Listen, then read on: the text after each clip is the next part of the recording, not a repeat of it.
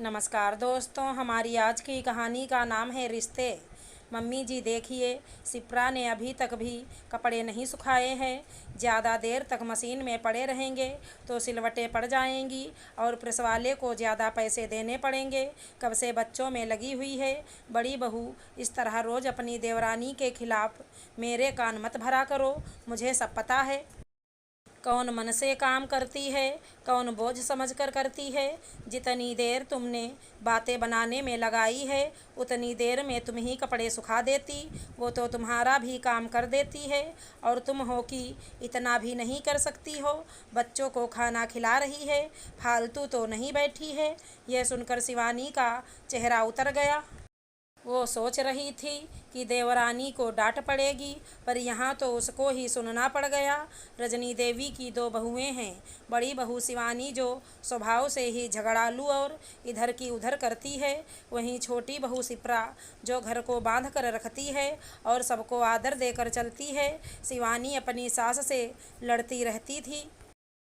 उसे लगता था कि जब से शिप्रा आई है उसकी सास बस उसी के नाम की माला जपती है, जबकि इसके लिए वो खुद जिम्मेदार थी। अपने हिस्से का काम करके वो कमरे में बंद होकर टीवी देखा करती थी, जबकि शिप्रा सारा काम निपटाकर अपनी सास के पास बैठती थी। उनके सिर और पैरों की भी मालिश कर दिया करती थी।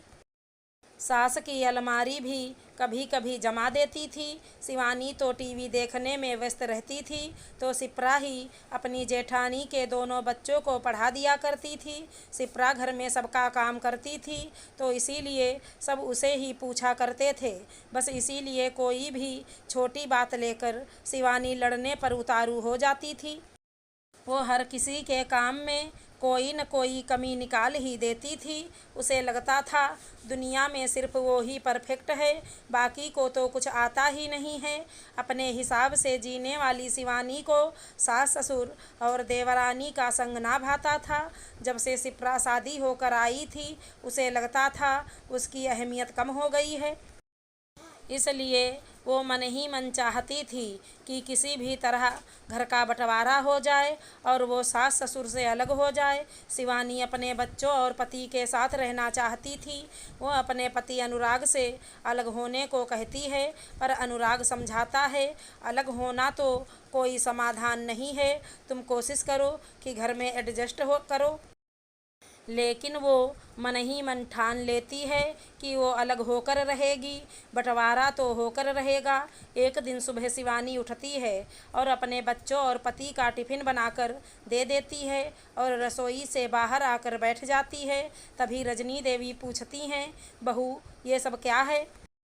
तेरे ससुर जी की चाय कहाँ है और तूने शिप्रा के बच्चों का टिफ़िन नहीं बनाया? सबको देर हो रही है। तो शिवानी उल्टा जवाब देती है, मम्मी जी मैं कोई आप सबकी नौकरानी नहीं हूँ जो सबके आगे पीछे घूमती रहूँगी। रसोई खुली पड़ी है, जिसको चाय चाहिए वो बना ले और जिसके बच्चों को टिफ़िन चाहिए वो खुद बना ले। मैंने सबकी सेवा करने का ठेका नहीं ले रखा है, अब मैं भी थक जाती हूँ। शिवानी ये क्या कह रही हो? हम सब संयुक्त परिवार में मिलकर रहते हैं और हमें एक दूसरे का काम करके चलना चाहिए, तभी तो परिवार में प्यार बना रहता है। इस तरह इकट्ठे साथ रहकर भी तेरा मेरा करते रहेंगे तो साथ रहने का कोई मतलब ही नहीं है। इससे अच्छा तो हम रसोई और घर का बंटवारा कर लेते हैं। हाँ तो ठीक है ना मम्मी जी, घर का बंटवारा कर दीजिए ताकि आप लोग भी शांति से रहो और हम लोग भी सुखी रहें। ये रोज़ रोज़ की चिक चिक मुझसे होती नहीं है। मैं भी अब परेशान हो गई हूँ। ये घर तो मुझे जेल लगने लगा है। अकेले रहने से मैं आज़ादी से तो रहूँगी, आप लोगों के साथ रहो तो सांस भी आपके अनुसार ही लेनी है। सुबह जल्दी उठो, नहाओ, खाना बनाओ, फिर जाकर पूरे घर का काम निपटाओ। अपनी मर्जी से ना रसोई में कुछ बना पाते हैं और ना ही कहीं घूमने जा सकते हैं। मेरी तो ज़िंदगी ही बंध कर रह गई है, उस पर भी ताने सुनो। ये सुनकर रजनी देवी भी बोलती हैं, बहू तू कभी 6 बजे से पहले तो उठती नहीं है, काम तू सारा अकेले भी नहीं करती है। मैं और सिप्रा भी बराबर लगे रहते हैं। मैंने तुझे कभी घूमने से मना भी नहीं किया। हर रविवार तो तू बच्चों को मेरे पास छोड़कर सिनेमा घूमने जाती है। मैंने तो कभी तुझे बांध कर नहीं रखा।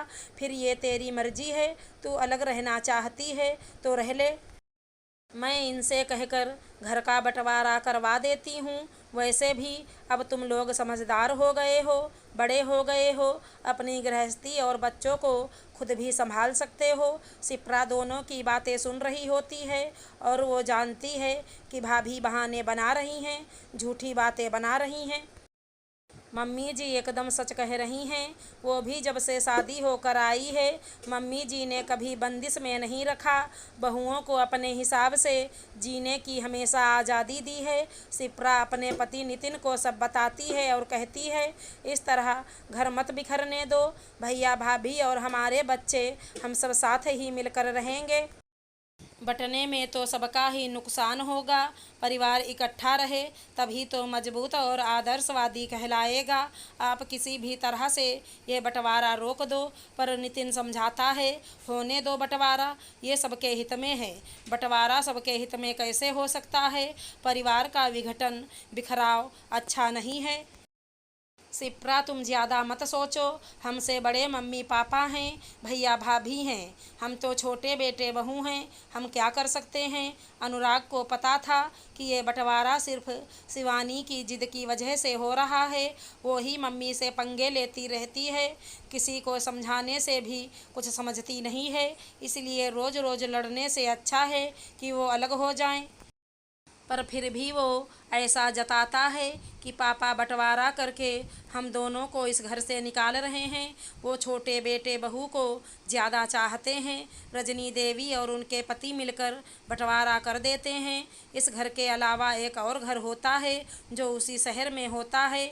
वो घर किराएदारों से खाली करवा के अनुराग और शिवानी को दे दिया जाता है और दुकान के भी 2 हिस्से कर दिए जाते हैं। शिवानी अपने पति और बच्चों को लेकर दूसरे घर में चली जाती है। सास ससुर सिप्रा के पास में रह जाते हैं। शिवानी के बच्चे बड़े होने लगते हैं। वो स्कूल से कॉलेज में आ जाते हैं। अब वो अपने हिसाब से जी रही होती है तो कभी पलटकर अपनी देवरानी के घर पैर भी नहीं रखती है और सास ससुर की खबर भी नहीं लेती है। सिप्रा सास ससुर के साथ रहकर उनकी सेवा करती है। अब उसके बच्चे भी बड़े हो जाते हैं। शिवानी अपने बड़े बेटे का विवाह निश्चित कर देती है और ये खुशखबरी नौकर के साथ अपने सास ससुर को भिजवाती है। दोनों अपने पोते की सगाई से बहुत खुश होते हैं। शादी का कार्ड भी दोनों भिजवा देते हैं तो रजनी देवी नाराज हो जाती हैं। अपने ही घर के लोगों को भला ऐसे बुलावा देते हैं क्या? हमारी क्या जरा भी इज्जत नहीं है? हम उसके दादा दादी हैं, हमारा इतना भी सम्मान नहीं है। तब सिप्रा समझाती है, पापा जी हम तो घर के हैं, हमें तो जाना चाहिए और राहुल तो हमारी गोद में खेला है। हम उसकी शादी में जाएंगे तो उसे बहुत खुशी होगी, नहीं जाएंगे तो दुनिया वाले बातें बनाएंगे। भला समाज और रिश्तेदारों को बातें बनाने का मौका क्यों दें? भैया भाभी खुद नहीं आए तो क्या हुआ? शादी के घर में 10 काम होते हैं। शादी का कार्ड तो आ ही गया है, बुलावा तो आ ही गया है, जिम्मेदारियां तो अलग होने के बाद भी ख़त्म नहीं होती हैं। आप तो बड़े हैं तो वहाँ जाना ही चाहिए। हो सकता है इससे रिश्तों में पड़ी दरार दूर हो जाए। अपनी छोटी बहू की बात सुनकर रजनी देवी गदगद हो उठती हैं। उनकी सारी दुविधा खत्म हो जाती है और वो सब अपने पोते को आशीर्वाद देने के लिए अनुराग और शिवानी के घर चले जाते हैं। धूमधाम से राहुल की शादी होती है। अपनी पुतबहू का मुंह देखकर रजनी देवी बहुत खुश होती हैं। वो दोनों को घर पर खाने का आमंत्रण देकर घर आ जाती हैं। 2-3 दिन निकल जाते हैं। फिर रजनी देवी अपने बेटे के घर फ़ोन लगवाती हैं तो जवाब मिलता है, दोनों बच्चे हनीमून पर गए हैं। वहाँ से आकर भी शिवानी दोनों को सास ससुर के घर नहीं भेजती है। तब रजनी देवी अपनी छोटी बहू से बोलती हैं, शिप्रा लगता है अलग होने के बाद भी तेरी जेठानी के मन में जो गांठ पड़ी थी वो अभी तक भी खुली नहीं है। तभी तो अलग होने के बाद वो ना तो खुद आई और ना ही अपने बेटे बहू को आशीर्वाद लेने भेजा। मम्मी जी, कोई बात नहीं, हमने तो अपनी ओर से पूरी कोशिश की थी। हमें तो यही लगा था कि खून के रिश्ते ऐसे ही थोड़े टूट जाते हैं, अलग हो गए तो क्या, रिश्ते तो हमेशा रहते हैं। आप अपने दिल में कोई मलाल मत रखिए। कुछ समय बाद शिप्रा के बड़े बेटे की भी नौकरी लग जाती है और अब वो भी अपने लिए बहू तलाशने लगती है। एक अच्छी लड़की मिलते ही उसका संबंध तय हो जाता है। शिप्रा बड़ी खुश थी और एक दिन सुबह वो सास ससुर के पैर छूकर बोलती है, मम्मी जी, मैं और नितिन बड़े भैया और भाभी के घर जा रहे हैं। मोनू की शादी का कार्ड देकर आना है। उनका आशीर्वाद भी तो बहुत ज़रूरी है। दोनों शिवानी के घर जाकर कार्ड दे आते हैं और उनसे ज़रूर आने को कहते हैं। अनुराग बहुत खुश होता है कि अब हम भी शादी में चलेंगे, पर शिवानी मना कर देती है। मैं उस घर में कभी कदम नहीं रखूंगी जहां से मुझे निकाला गया है। ये तो राहुल की शादी का कार्ड भी मैंने आपके कहने से नौकर के हाथ भिजवा दिया था, वरना उन लोगों को बुलाने का मेरा जरा भी मन नहीं था। मुझे तो आश्चर्य हुआ, वो सब मुंह उठाकर चले भी आए। हमारे परिवार से उनके घर कोई नहीं जाएगा। मैंने पैकिंग कर ली है, हम सब बाहर घूमने जा रहे हैं। मोनू की हल्दी की रस्म होती है, सभी लोग हल्दी लगाना शुरू करते हैं, पर शिप्रा की नज़रें अपने जेठ जेठानी के आने का इंतज़ार करती हैं। काफ़ी देर बाद भी दोनों नहीं आते हैं तो रजनी देवी कहती हैं, देख लिया बहू, वो तेरी जेठानी है, वो नहीं आएगी। अरे उसे रिश्तों की कदर होती तो अलग ही क्यों होती। वो तो अपने बेटे की शादी का न्योता देने भी नहीं आई और तू उसके घर भी जाकर आ गई। मम्मी जी, आप मन मत दुखाइए, हमने अपनी ओर से हर फर्ज पूरा किया है। हमारे मन में कभी कोई मलाल नहीं रहेगा। कई बार ज़िंदगी में तैस में आकर हम ऐसा कुछ कर जाते हैं, फिर पछताते रहते हैं कि हमें वो नहीं करना चाहिए था। हमने कोई कमी नहीं रखी, रिश्तों को जोड़ना चाहा, सबको साथ लेकर चलना चाहा। मोनू की शादी की हर रस्म में शिप्रा और नितिन अपने बड़े भैया और भाभी का इंतज़ार करते रहे, फ़ोन भी लगाते रहे, पर दोनों ने फ़ोन नहीं उठाया। रात को शिप्रा बोलती है, आप मुझे एक बार भाभी के घर ले चलिए, मैं उन्हें मना कर ले आऊँगी। दोनों शादी के फेरों के पहले उनके घर जाते हैं तो घर के बाहर ताला लगा मिलता है। आज उनकी कोशिशों और रिश्तों की हार हो जाती है। भाभी ने ऐसा क्यों किया? बंटवारा तो उनकी मर्जी से हुआ था।